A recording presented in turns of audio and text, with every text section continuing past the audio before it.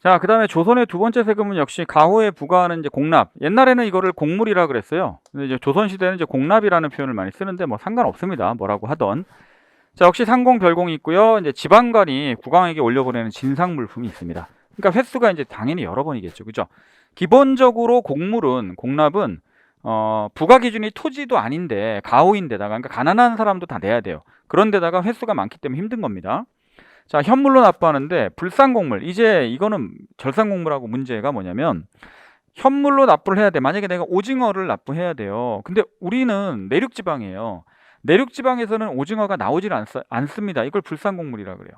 또는 한 2, 30년 전에는 사과가 많이 나왔는데 지금은 날씨가 변해서 우리 동네에 사과가 안 돼. 근데 사과가 여전히 나와. 이러면 뭐라 그래요? 절산공물이라 그래요. 이런 게 많습니다. 왜냐하면 얘네들이 그 공물을 거둘 때 공안이라고 하는 장부를 적어서 거기에서 이제 규정된 대로 거두는데 이 공안의 작성 자체가 부실해요. 그리고 실제로 현물을 납부하려다 보면 운송상의 어려움이 또 있습니다. 그죠? 그래서 이거를 어떻게 하냐? 박납이라는 형태로 바치는 거예요. 그럼 박납은 뭐냐? 제가 그림을 그려놨어요. 박납은 이런 거를 박납이라 그래요. 실제로 농민들이 불산공물, 절산공물, 또 운송상의 어려움, 또 생업의 문제 이런 것 때문에 실제로 공납 물품을 서울에 올려보내기 어려우니까 상인들에게 물품의 대금과 수수료를 줍니다. 상인들한테 부탁을 하는 거죠. 그럼 상인들이 이 물품 대금과 수수료를 받아서 공물을 납부하는 거예요. 이런 시스템을 박납이라고 합니다. 그래서 이 박납은 거의 관행화되는 거고요. 박납 자체가 일반화돼요. 농민들은 이제는 직접 바치지 않고 박납을 통해서 이 공납을 바치게 되는 것이죠. 자, 그런데 그런 와중에서 박납의 폐단이 심화된다라는 게 문제예요. 그럼 박납의 폐단은 뭐냐? 업자들이 받는 수수료가 물품의 금액을 초과하게 되는 거예요. 맞죠? 그 다음에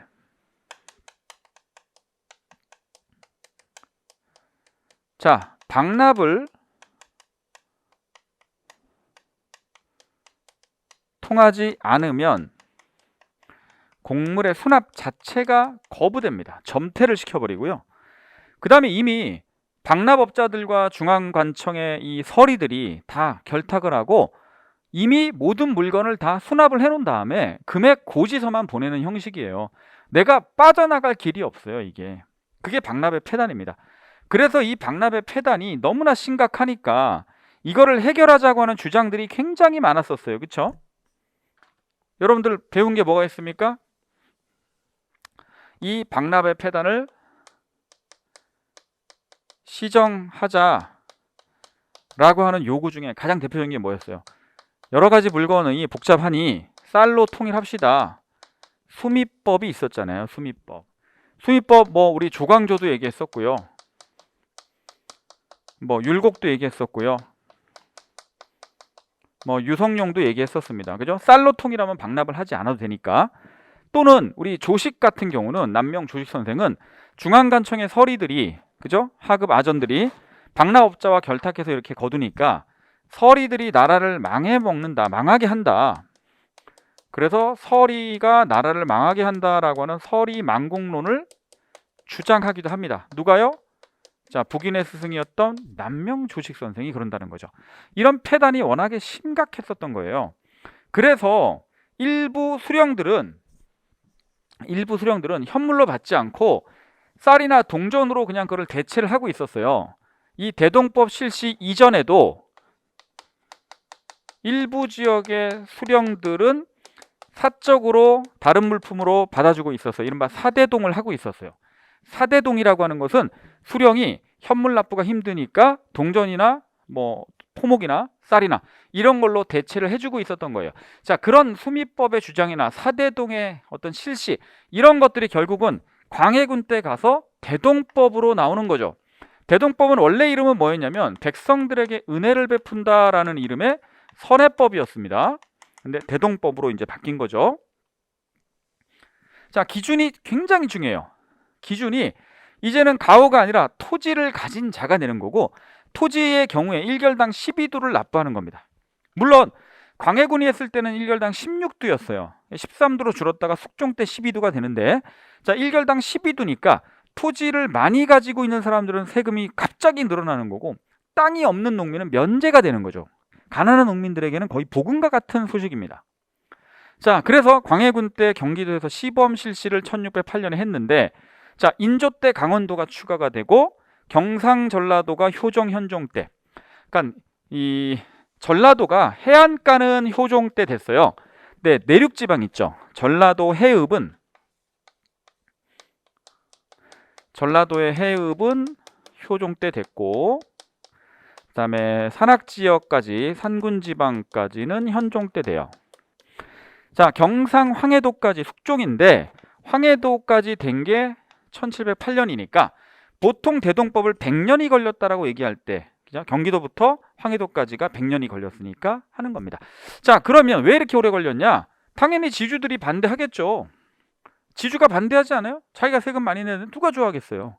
그런데 정권이 바뀌고 시간이 오래 지나도 조선 정부는 이게 효과가 있다라고 판단하니까 계속 밀어붙이는 거죠.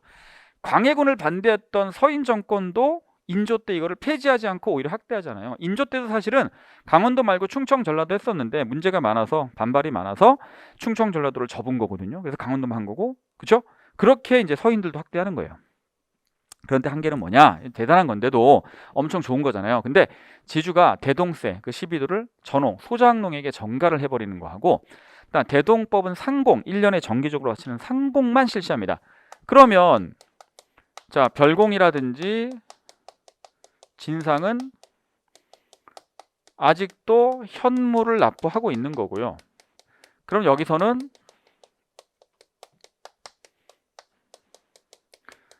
박납의 폐단이 아직도 존재하고 있는 것이죠. 그 점이 좀 안타까운 거죠. 됐습니까? 자, 그 다음에 이제 군역제도를 볼게요. 자, 사람에게 거두는 게 역입니다. 역시 16세에서 60세 남자가 되겠죠? 이건 통일신라부터 똑같아요. 기준은 우리가 정남, 그렇죠? 이 정을 말하죠. 자, 그럼 군역은 원래 세조가 보법으로 실시하면서 정군, 보인으로 나누죠. 요거는 뭐냐면 3명이 있어. 예를 들어서 1인, 이제 3인 1보가 제일 많으니까 요렇게 한 단위가 보예요. 그럼 얘가 정군으로 뽑혀. 그럼 얘는 농번기에는, 농사가 바쁠 때는 농사일을 해요. 그런데 농한기에는, 농사가 쉴 때는 어떻게 해야 돼요? 지정된 곳에 가서 군사 훈련을 받는 거죠. 그러면 얘네는 뭐 하는 애들이냐? 야, 니네 뭐 할 거야? 아, 우리 정군이 왔다 갔다 하면 쓰는 돈이 갔다 오는데 한 1000만 원 든대. 우리가 500씩 되는 거야. 정군의 비용을 부담하는 거예요. 아시죠?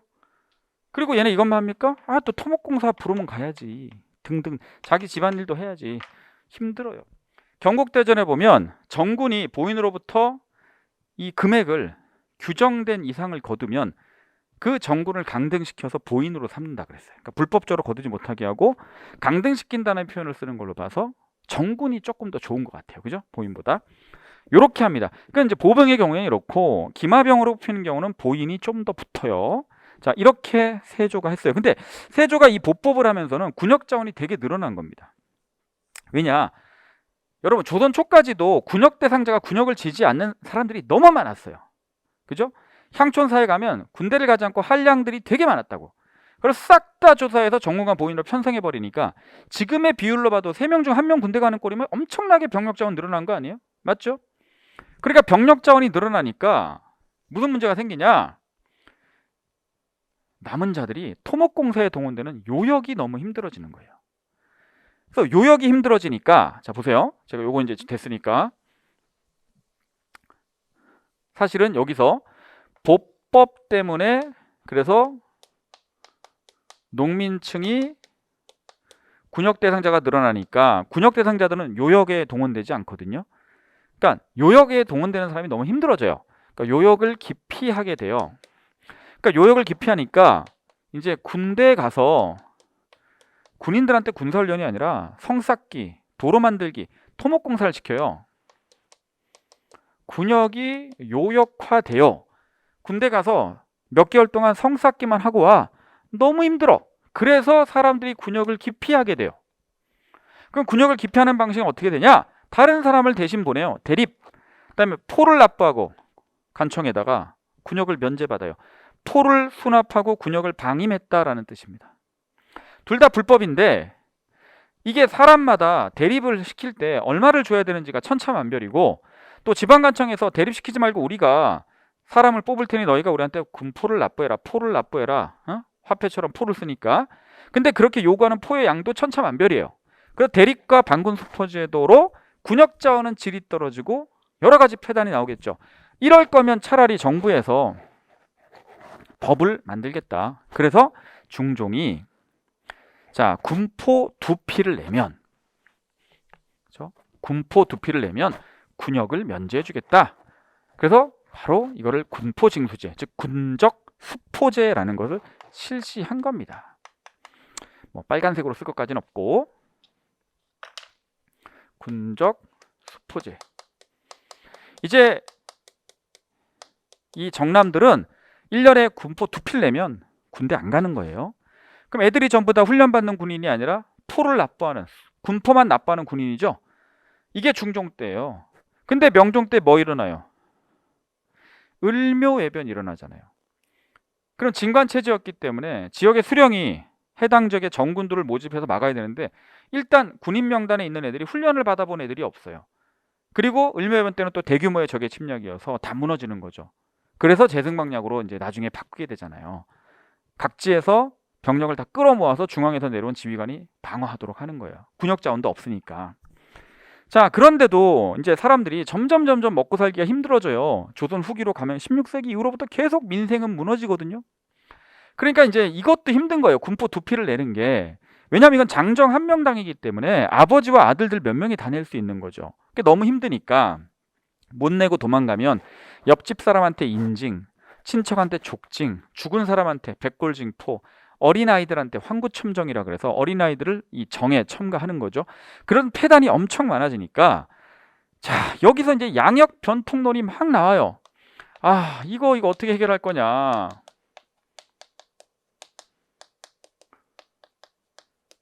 양인이 지는 군역을 어떻게 해결할 거냐 해서, 가호별로 거두자. 양반들도 거두자. 토지 결수대로 거두자. 군역을 지지 않는, 그죠? 피역자들, 유생들한테 거두자. 그 다음에 사람의 숫자대로 거두자. 구포. 그죠? 그러니까 이게 론이라고 해야 되겠다. 그죠? 이런 주장이니까. 호포론, 결포론, 유포론, 그 다음에 뭐 구포론, 그 다음에 줄여주자. 좀 너무 힘들다. 감포론, 뭐 감필론이라고 합니다. 이런 것들이 계속 나오는 거예요. 17세기 이후로. 그래서 영조가 고민을 하다가 호포는 못하겠고, 그럼 이런 것들을 좀 잘 버무려서 요것도 좀 버무리고 요것도 좀 버무리고 땅 줄여주는 거. 오케이. 그러면 균역법으로 가자. 그럼 균역법으로 가면서 어떻게 하냐. 1인당 군포 한 필로 줄이죠. 그럼 약간 뭐를 받아준 거예요? 오케이. 감포론이 약간 반영이 됐다고 볼 수가 있죠. 그 다음에 줄여주고 대신에 50%가 지금 수입이 감소했잖아요. 그럼 이거 어떻게 해야 돼요? 부족분을 보충해야죠. 그렇죠? 그러면 보세요. 결작이라 그래서 결작은 1결당, 지주가 1결당 2두씩 내는 겁니다. 선무군간포는요, 부유한 평민에게, 상민에게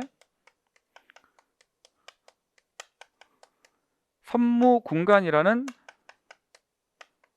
관직을 주는 거예요. 그리고 그 대가로 군포를 한 필씩 내도록 하는 거거든요. 그러니까 선무군간포는 조심해야 되는 게 양반한테 거둔 게 아닙니다. 그 다음에 원래 엇세, 어민들한테, 염전, 염세, 선박세는 원래 왕실 수입이었어요. 왕족들 수입.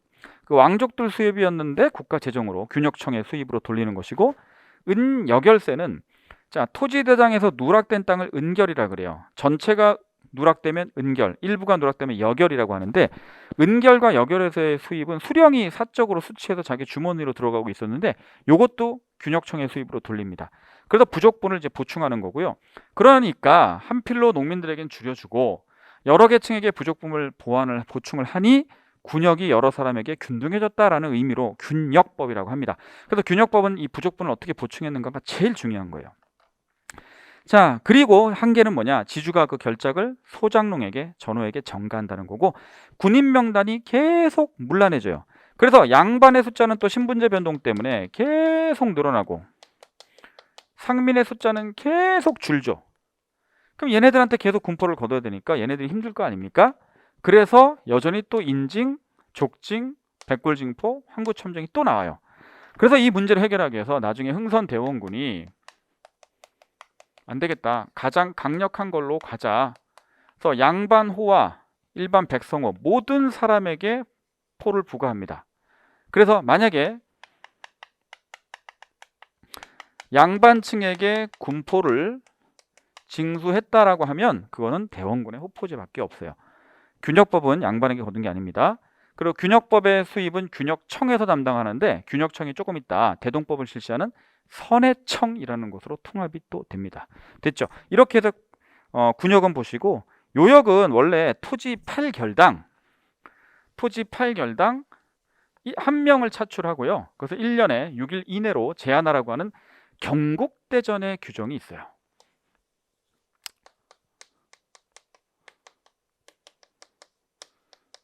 그죠?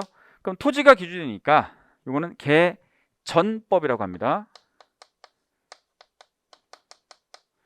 근데 옛날에 태종 때는 정남의 수를 세서 징발을 했거든요. 개정법이었는데 여기 이제 토지 기준으로 바뀌는 것이죠. 8결당 1명, 1년에 6일 됐습니까?